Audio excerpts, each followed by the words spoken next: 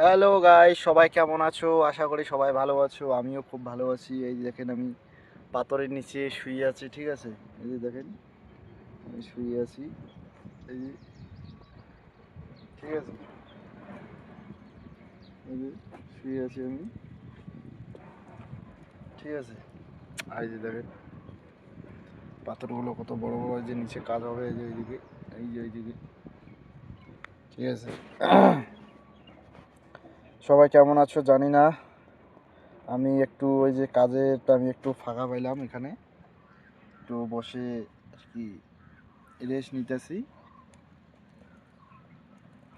এই যে খুব কষ্ট গো, প্রচুর রৌদ্র উঠছে।